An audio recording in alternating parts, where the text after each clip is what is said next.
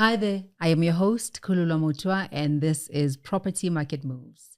I am sitting with Sicelo from the Property Sales Machine. Yes, all day, every day. What a name. All day, every day. All day, every day. Okay. Yes. Before you tell us about that name and what you're about, tell us about you. Who is Sicelo? Who's Sicelo? That's you normally would get those questions back when I was in corporate. Yeah. In interviews. So tell us about yourself. And you wonder, do I give them the name? How far do you go? Exactly. But anyways, I'll just pick and choose where I think it's relevant. Yeah. Sicelo Khumalo, bred in Soweto. Okay. And studied there. All right. And loved it. When I was, let me see. So immediately after school, okay, I'm maybe most importantly, okay, before I get into trouble, I'm a happily married husband. Yeah. Yes. You better put it out there. Of course. And father of 4. Okay. And like I said, grew up in Soweto. And immediately after school, I would like to say over time I've realized that I'm a problem solver. I think that's and I've always been one. Okay. And I think that's why I gravitated towards entrepreneurship and things like this. And why I say this is because when I went to varsity, I was, at least in my immediate family, the first one to go to varsity. I was the eldest child, and as such, I didn't even know that I needed to apply the year before, right, to varsity. So it was only the following year in Jan when I got my statement that I knew I needed to go. Okay, I knew that I needed to go to university and all that, but I just didn't know when to apply. Yeah. And then I went to varsity. I went to vets to go apply, but obviously I was told I was late. But that's when I had to negotiate my way around and find a way to get in. Unfortunately, with the good results and all that, I managed to get in. Yeah. And I think as early as then, I could already see that, because everyone that I tell this story just can't believe someone could come in Jan and manage to get into university. And from then on, I went on to work, because I've always worked. Even in high school, I was working, or early teens, I was working already. Always worked part-time. And when I got to varsity, it wasn't really what I wanted. I've always loved property. I ended up taking electrical engineering because the honest truth is because the dean of electrical engineering was the one that was available that day when I was negotiating. And you needed to close the deal. Exactly. So I closed what I could. And most importantly is I within a year realized this is not for me. I had to unfortunately leave that space and go back to working. Now, coming back to working, the first job I got after high school, in fact, now this is again coming back to the problem solving thing. It was a week after I dropped off or dropped out of varsity. And my friend came by and said, I'm going to work. He had just gotten a job, working at a local casino, right? Yeah. He told me I'm going to work. I said, oh, is it? And he had his uniform on and everything. I was like, okay, fine, I'm going with you. He was like, no, but. So I went with him. Long story short, I ended up getting in there and promising the manager that I would work for them for a whole month for free, just to show dedication and work ethic and all that. And of course, protocol had to be followed. I wasn't hired the same day, but I was hired the following day. So this again is problem solving, and I can go on and on with the story of, I suppose, my life. Yeah. And I think it has always been, a series of challenges and one finding ways to, solve problems and things like this. Okay. And I then eventually ended up working for Alexander Forbes. I don't know if I can name the names of the institutions, but anyway, I worked there for a number of years in the retirement space. Okay. Dealing with retirement funds there. Lovely company, lovely growth path and all. But during that time was when I realized my calling is more in property. Yeah, that's when I started investing. At the age of Okay. 19, I then bought my first property because I was already working with Alexander Forbes at the time. A year prior to that, when I was 18, I bought my first car, which was actually a Really? truck, a pickup truck. You know, these trucks that deliver bread and things like this. So for business. For business. So yeah, it's been business problem solving. Like you have a problem, how can you solve it? You know, coming up with ideas and finding ways to implement them. So yeah, even though that story is a bit all over the place, that's basically how I eventually, because I then started investing while I was working in the corporate world, and realized I really would rather do property full time. I then put aside, saved a bit of money for about a year to say, okay, when I leave, I'll at least be able to live on my savings and focus 100% on this property thing. And fortunately, this was more than 13 years ago, almost 15 years ago. Yeah, it was 2011. So yeah, and now, I'm still here and going strong, as they say. Wow. Yeah. So the property sales machine, Yes. I guess in the name, it's about sales. Yes.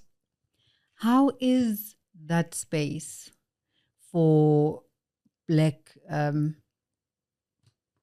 previously called estate agents, right? Yeah. Property practitioners Property now. practitioner now. Yeah. Look, there are challenges in this space. Yeah. There are challenges, but there are also opportunities. And in my mind, back when I started and even today, I feel that the opportunities are more than the challenges. And this is why I stick around, right? As a person of color, as a Black property practitioner, I suppose we do have our own challenges, right?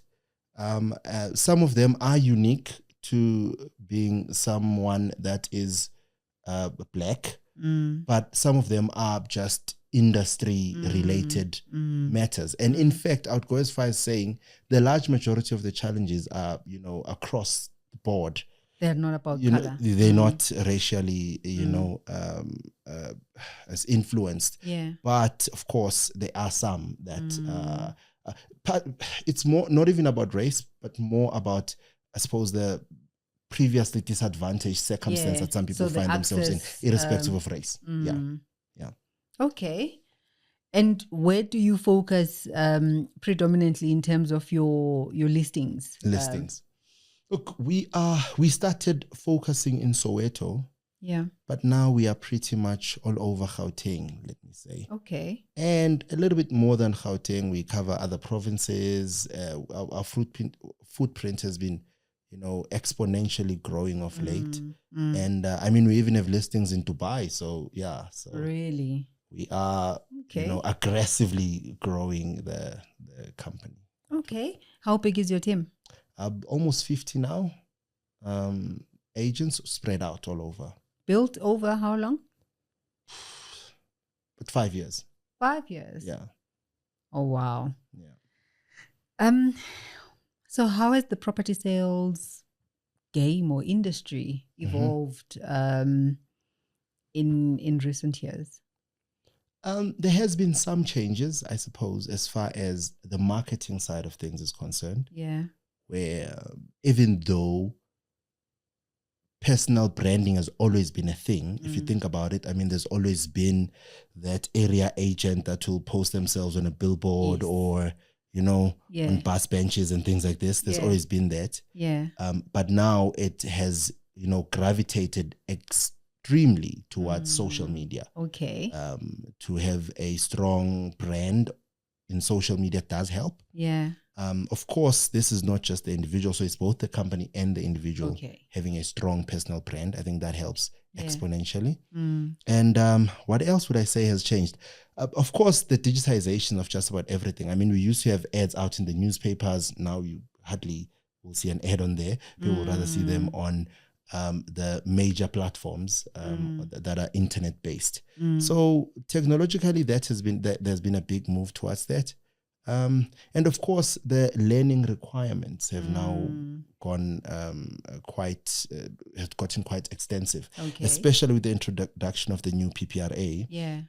that now regulates property practitioners, Sure. the education requirements are more exorbitant than they were before. But I don't think that's a bad thing in particular, because it does help professionalize the industry and, ensure that property practitioners do deliver quality service. Okay. Yeah. Now, when you compare the South African landscape Yes. to a Dubai, Yeah. do you find that there are things that are different to how they do sales, their requirements over there as opposed to what we have here? Was it an easy transition to get into that market? Okay, so fortunately, we've got partners that are based that side that already had all the requirements in place. That's not as big a challenge as my biggest frustration with the industry, which Property Sales Machine is changing, right? Problem solving, right?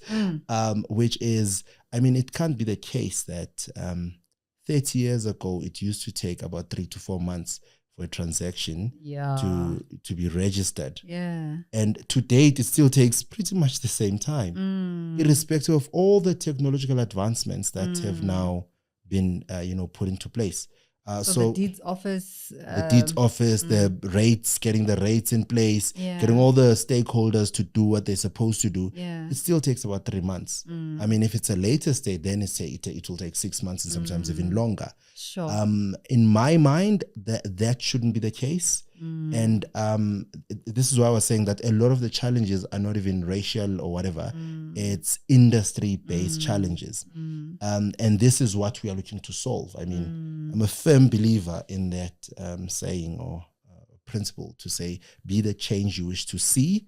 So as such, we as Property Sales Machine are looking to change that, not just for ourselves and our agents, to make sure that the turnaround time is faster, but more especially for the clients.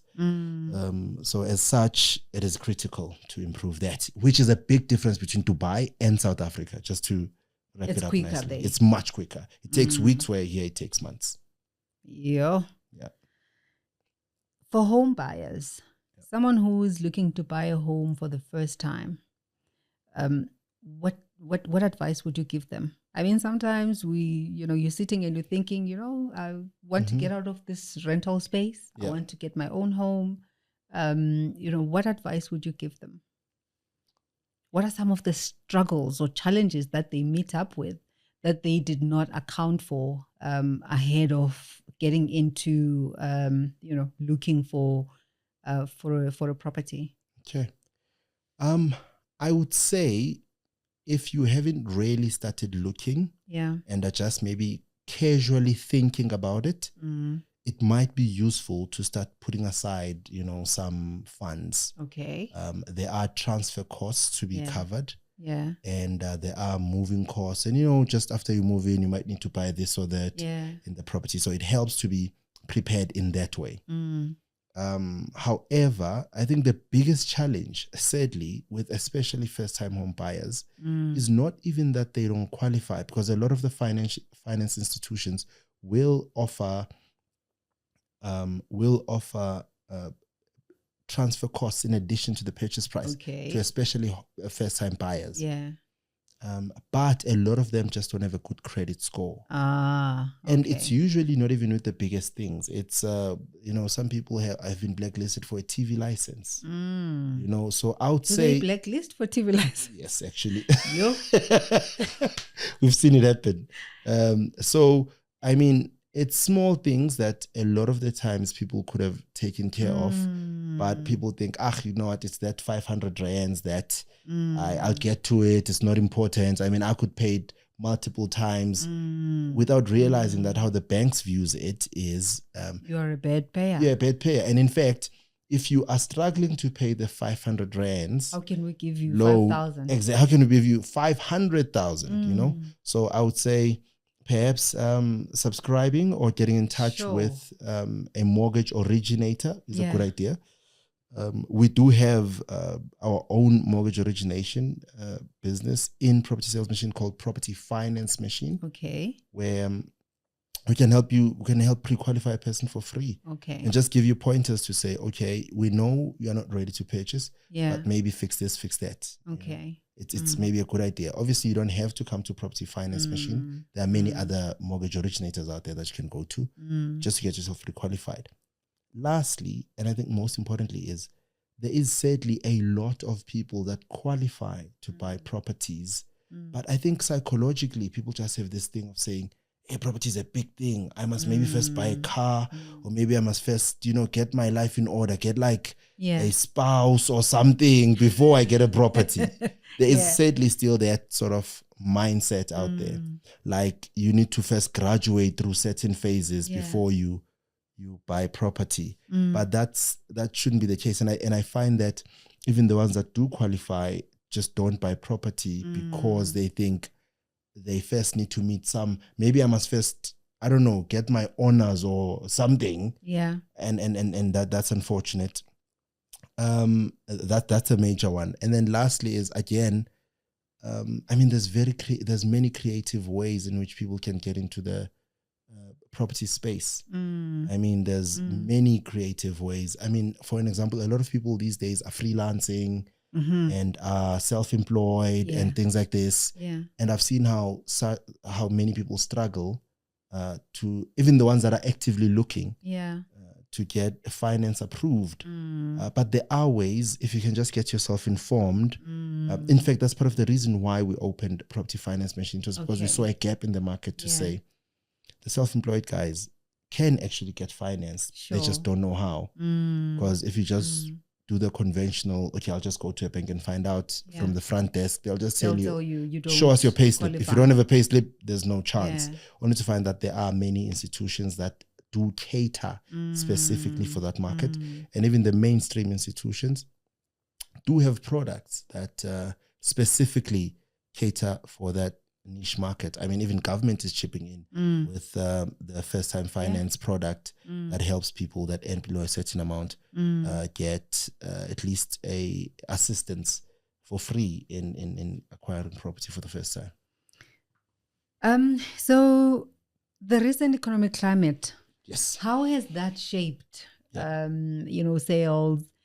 Have we seen a decline? Have we seen an upward trend? Has it remained the same? How has it been? There has been a big decline, especially in the luxury market. Okay. In certain parts of the country. Whilst in certain other parts of the country where people are moving to, there has been an increase in both demand and price. Now, I'm talking the 2 million plus bracket.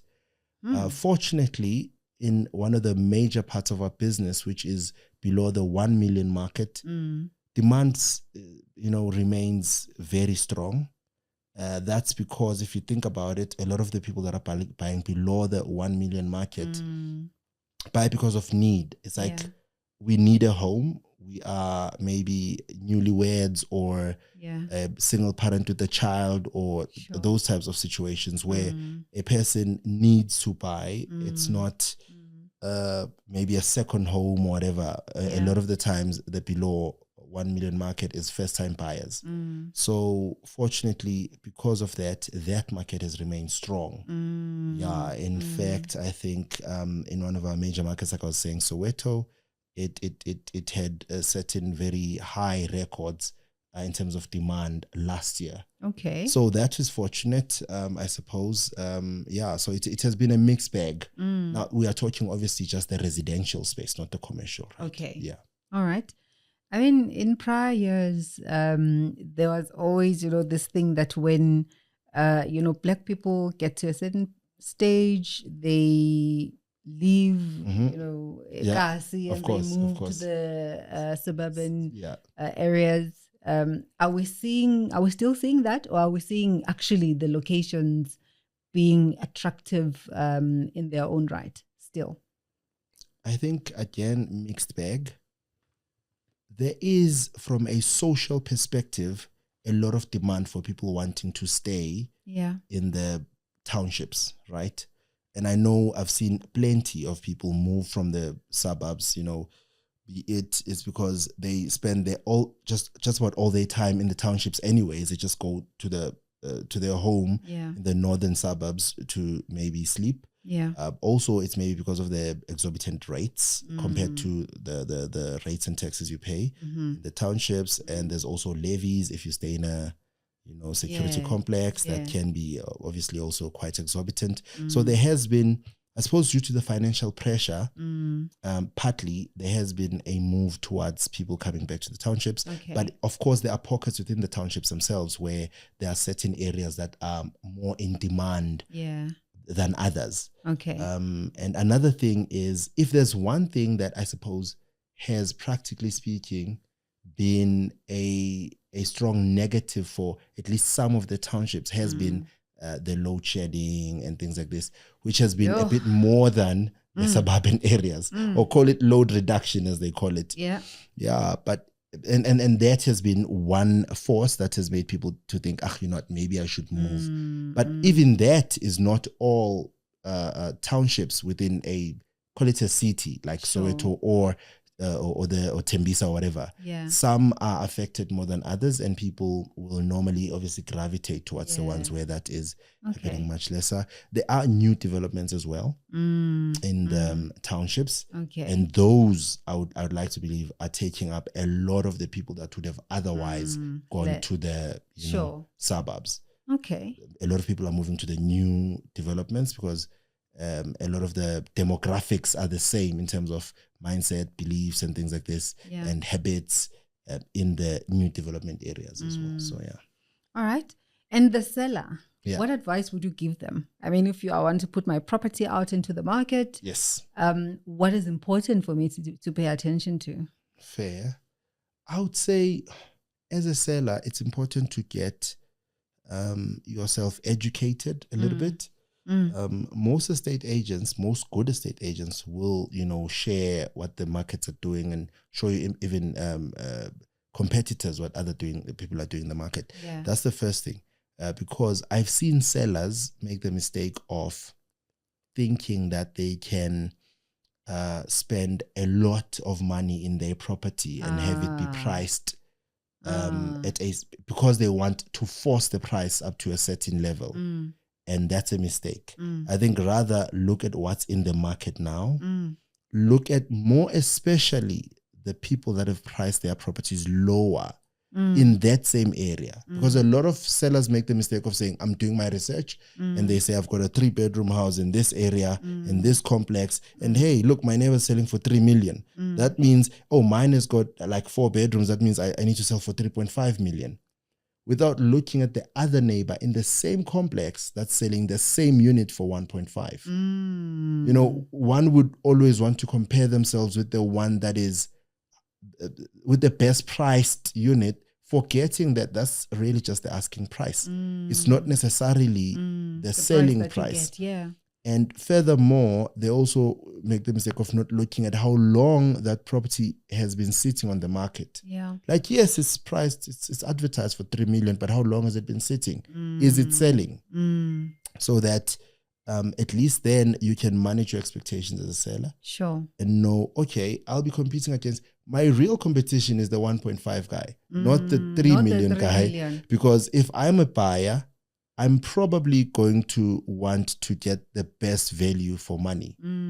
If I say that I want to price my property above the 2 or 3 people in my complex or in my street or whatever that have listed their properties, I must be able to justify why my property needs to be valued, or at least needs to sell higher than other properties similar to mine that are priced lower than what I'm expecting. I don't know if that makes sense. Makes sense. Yeah. So if I have, as you say, done some work on my property, and I have, put in solar panels and, the all of that, the technology, the energy efficiencies, I've got Wi-Fi. Do those things count in the selling price? Yes, indeed. I find, though, more, especially maybe let's say starting from 800 and above, or maybe even 900 and above, they start counting. To be safe, let's just say from $1 million and above, if that's the price range, they start counting. Okay. But below that, if maybe you are trying to sell your property for like 700 or whatever, usually the people that buy at that price, there's some price sensitivity there. So they would, in some instances, rather forego the nice bells and whistles to just get a home, first of all, and then we'll worry about that after. So I say, yes, they add value, but this is more especially if you are in the 1 million and above market, because then that buyer has got options and they can already start thinking, oh, okay, I'm going to be spending so much for water, for lights, for this, and for the inconvenience of having, you know, then certainly that they start mattering a lot. So for buyers right now, what are some of the, beyond just buying a property, some of the things that make it attractive for them, or their, you know, add-ons, like the things that they consider to add value, or non-negotiables, if you will, with the, you know, more discerning buyers that we're getting nowadays? Very good question. I would say that, you know, general upkeep matters. Okay. Unfortunately, there are still people that will have their property in a horrible state. Just general upkeep, you know, general maintenance. You know, showing people around. It matters. General cleanliness. These are basic things, right? It matters. But beyond that, of course, it does help to have your fittings in place, like your proper kitchen, fully fitted nicely, and things like this. Where previously, some buyers would not mind buying a property without built-in units and things like this. But now we are finding that increasingly more and more buyers expect to have these things in place. Even if someone has been renting for the past 10 years, where they were renting, they did not bring in their own wardrobe. They had a built-in unit in the bedroom. So having built-in units is definitely valuable. But at the same time, I'd like to say this. It is very crucial for sellers, and I know you were talking about buyers, but it's very crucial for the sellers not to think that I'm saying everyone should go and put in built-in units before they consult a local estate agent. I would say rather consult a local estate agent and get their advice on your property and the kind of price you're trying to achieve. Because in some instances, even if the seller does have the money, it is wiser for them to rather not make the improvements and sell it for what it's worth and then move on. Because so again, coming to the buyers, basic stuff, keep it neat, or at least most buyers like to have something neat, something neutral in terms of colors as well. Like if you'll paint your property as a seller, I mean, keep it neutral grays, you know, whites, whatever. Don't be putting in like very aggressive and bright and yellows. Exactly, you know, because then with that, it does turn off some people. Some people just say, no, I just don't like it. Some sellers will not even enter the property. Some purchasers, I mean to say, will not even get into the property. Right, even though they can change it. Even though they can change it. Even though they can change it. It just puts them off. It just puts them off and they think, no, this is not going to work for me. So having it nice and clean, curb appeal, like, you know, a nice, well-kept garden helps. I mean, if you're not going to take care of your lawn, rather than remove it and just have it nice and well-kept, bare floor than to have an unkept garden. Okay. So, yeah. I've seen, you know, on TV that they would also have maybe like, you know, bake cookies before they do, like, you know, show how things like those this. things actually work. Do they matter? They do at a certain price. Suppose at every price they could to make a place look good and fresh and smelling nice. And because, I mean, a lot of the times people think that they are buying properties based on logic, but it's usually emotion. So because of that, I think it helps if the home is welcoming and is nice and airy. I mean, especially after COVID, people are now very sensitive to closed and, you know, dark and dingy spaces. I mean, people love, of course, having nice and open and spaces that remind them of, sometimes like cookies might remind them of of home. Exactly, which could then give them that. Okay. Yeah. What advice would you give someone who is looking to start a career as a property practitioner? You mean other than that, they should call us and and join your team and see if they are the right fit. Other than that, okay. Look, as it is, how the industry is structured, it unfortunately does a lot of the times mean that a new property practitioner must first of all have mobility, which is a reliable car, a reliable, good, usually high end, not necessarily high end, but decent smartphone. Sure. And maybe even a laptop. Okay, those are the basics, right? But beyond that, there is a matter of cash flow, right? If you are maybe working currently full-time employed, whatever, it might be helpful to first put aside maybe at least 6 months living expenses before you join a real estate agency, because how the education is structured is you need to be doing theory and practicals at the same time. Okay. And so you can't just do your theory and then come in and join an estate agency. No, you need to join an estate agency, do your theory and your practicals. And during the learning phase, it is a relatively steep learning curve. And again, like I was saying, the frustration of even if you do 5 transactions in your first month, right, and you are a superstar and all that, you will still have to wait for like 3 to 4 months before to actually get registration, before you get paid, because estate agents only get paid once the property has been registered in the name of the purchaser. Okay. So as such, you do need to have reserves. You do need to have resilience. And patience, I suppose. Sure. It is a great career to get into. Yeah. As long as you understand that there will be a steep learning curve. We at Property Sales Machine have put in some systems in place to sort of like make the learning curve a bit lighter by having agents start doing certain things that would not require them a high level of skills in the beginning while getting paid, and then gradually get eased into the more challenging parts of the job. Otherwise, I want to emphasize that it is sadly it's not advertised enough. But it is a potentially lucrative space to get into for those that might be interested. Okay. And there's this question that comes up sometimes.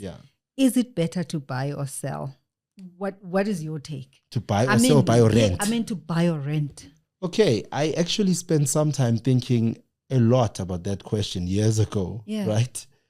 And I would say if someone was to ask me and I need to give a, one-line answer, I would simply say it's better to buy.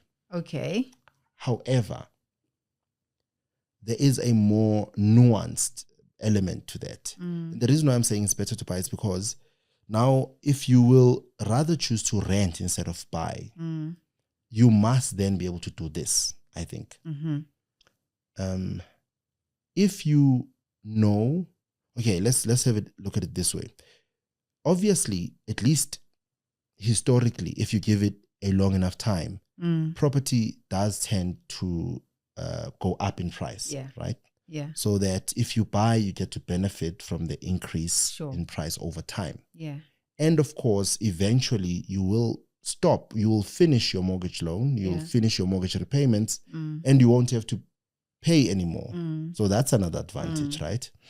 Now, someone might push back and say, no, it's better to rent because I can rent the same property for cheaper than your mortgage repayment would be. So Okay. just to clarify on that, if a property, let's say someone is buying a property for, I don't know, R1 million, Yeah. they might pay, depending on the interest rate they get at the bank, they might pay anywhere between 10,000 to, let's say, 15,000. No, Sure. 10 to 15,000 rands monthly repayments, right? Depending again on the interest rate they get. Let's say on average they'll pay 12,000 rands. Yeah. Now, someone might argue and say, I can rent the same property that you are buying for 12,000 rands a month for like 8,000 rands. Yeah. And in some cases, that is usually true, right? But now the difference is, if you will opt to rent, where you have an ability to can buy the property, but you choose to rent, right? You must then have the discipline and the skill to be able to take the saving you make on the rental, which is the difference between 12,000 and 8,000. Yeah. You must then have the discipline and the skill to take that 4,000 and consistently invest it at a higher return of a higher return to you of earnings than you would get if you had put that money in property. And most people are not able to have the discipline or the skill to confidently say that if I take that 4,000 rands and I put it into this asset class, I'll be able to get the same or more returns. Yeah. And I know that I'm disciplined enough to not be tempted a year, 2 years, 5 years from now to tap into those savings. So because most people are not astute enough as investors to be able to do that, I would say for the average person, it is far better to buy than to rent. And then the hidden costs that come with owning a property. And I mean, you said roughly at $1 million, maybe about 12,000. Yes. Is that, including the rates, the taxes, the levies if you stay in, a gated community. Yes. The maintenance, which a person who's renting is not liable for. Yeah. So I think with all of that, we're still saying that if you don't have that discipline to channel that money to another investment, rather buy still. Rather buy. Despite the fact that you will spend money. Because here's something else. On average, the mortgage repayments pretty much remain the same, except if there's some huge economic situation where the interest rates might go higher. But on average, for the past 30 years or so, average interest rates in South Africa have been give or take 10%. Yeah. Right? However, if you were renting the same property over 20 years, your rental, the rental you pay is increased every month by inflation. Okay. So that if I bought a property 10 years ago, I'm probably still paying more or less the same that I was paying then. Yeah. And if you are renting the same property, you're probably paying much more than you were compared to back when you started. Okay. So that difference then compensates for what one might call the hidden costs of maintenance and things like this. Yeah. All right. Over the festive, there was a question, and I mean, I know this applies like for, property managers. Yes. But it's actually an interesting one to see if you can give some insight into it. It was along the lines of over the festive season when most homeowners naturally leave, and they go on holiday or go to, to their rural areas, those who come from, the rural areas. Yeah. What can they do to ward off, people who are looking to benefit in that season? Someone knows that everyone is gone. There's no one at home. Okay. And of course, this is then my time to go and get paid, right? So how can homeowners safeguard their properties, over that season from that kind of attention? Very good question. I mean, I suppose there's always opportunities, right? Wherever you look, because that's a business opportunity already, if you ask me. I know that a few of the people I know, would normally leave someone, a relative, Okay. housekeeping, whatever. Yeah. That helps. But also maybe having a garden service that will come and clean up the place, put lights on, So there's off, whatever. activity. So there's Yeah. activity, because you know how, you've heard, I'm sure, of strategies where such people with ill intent Yeah. will sometimes come put up something next to the gate, or maybe dirt or whatever. And if it's left there, it means that there's no one there coming and going. Okay. and then they'll come and take advantage. Yeah. I think the simplest, of course, if you try and solve a problem, the simplest answer is usually the right one. So I think having someone coming and just looking after the place, even in your absence, putting lights on and off, maybe even having a timer on your lights to say, put it on at 6 and switch them on at 10 or 11. Yeah. Right? Because obviously if you leave them on the whole night, that's suspicious. That's also telling, right? Yeah. So I think maybe that's the cheapest idea. Rather have a timer and make sure that at least someone looks after the property. Like if there's mail on the gate, they come take it out, Yeah. There's a lawning of the mowing of the lawn and things like this. I think that should probably at least take care of it. Okay. At least some of it. Sadly, I think the biggest thing is we unfortunately still live in that space where unemployment is rife. Yeah. And I think the bigger ultimate solution is if we can get more of our brothers and sisters working, then we don't have to worry about such. We could have less people who are looking for these opportunities to get paid. Okay. Yes. So now your last question comes from the guest we hosted previously. Yeah. And it goes, when all is said and done, what legacy do you want to leave behind? In other words, what should your obituary read? Wow. Okay, that's an interesting one. That's an interesting one. Problem solver. I mean, come on. Yeah. In fact, I think you just nailed it. I think you hit on the nail. I think problem solver, definitely.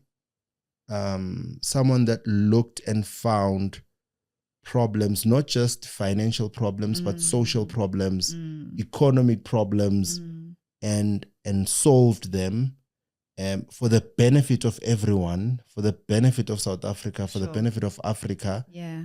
And someone that came in and added, contributed towards the rebranding of what it means to be Black.